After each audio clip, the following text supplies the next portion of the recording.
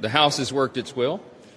These are not normal times here in the House or around the world, as we all know, and we had a disturbance here on the House floor just a bit ago. I just want to say simply what I think most people around the country understand and agree. We should only wave one flag on the House floor, and I think we know which flag that is. I said these are not normal times. They're not. The world is destabilized, and it's a tinderbox. It's a dangerous time. Three of our primary adversaries, Russia and Iran and China, are working together, and they're being aggressors around the globe. And they're a global threat to our prosperity and our security. Their advance threatens the free world, and it demands American leadership. If we turn our backs right now, the consequences could be devastating. So this afternoon, the House acted, and we sent over to the Senate, and it will be transmitted shortly, our supplemental national security legislation. And make no mistake, this is not a blank check like the Senate supplemental bill was. This is very different.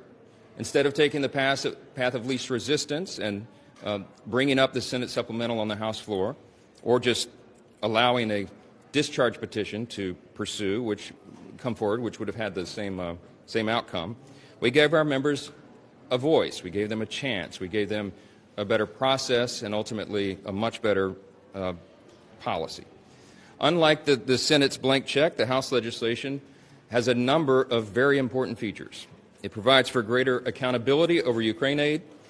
It forces an endgame strategy for the Ukraine war.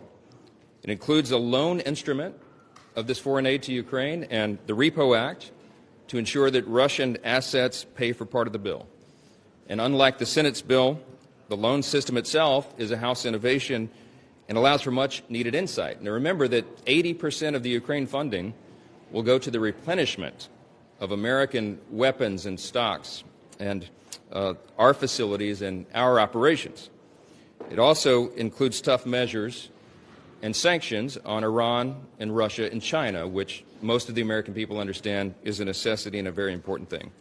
Our process in the end ensured that each member was able to consider the individual supplemental elements on their own merits, which is exactly how the House is supposed to work. I know there are critics of the legislation. I understand that. It is not a perfect piece of legislation. We're not ensured that in a time of divided government and in a time where there are lots of different opinions. But there is no question whatsoever that the House has made many strong improvements to the Senate bill, and the product that we've sent over there is much better. This package, I will note, because it's very important, also includes national security priorities, and many of them, but it is the only way that we could have gotten Democrats to support aid to Israel, and that's a fact. There is a lot of misinformation out there about the bill, and I just want to make one point about one issue that has been drawn a lot of attention, and that is, could any of this funding go to Hamas or to terrorist organizations or what have you? And we put safeguards in the legislation to ensure that UNRWA is not funded, the UN agency that included terrorists who participated in the October 7th attack on Israel. We've also have language that prevents it from any of the funding going to Hamas or any other bad actors. That's a very important element of oversight.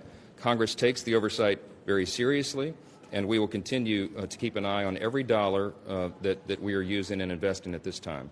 I've said it very simply. I'll say it once again. It's an old military adage, but we would rather send bullets to the conflict overseas than our own boys, our troops. And I think this is an important moment, an important opportunity to make that decision. We allowed the House to do that, and I expect the Senate will make the same decision.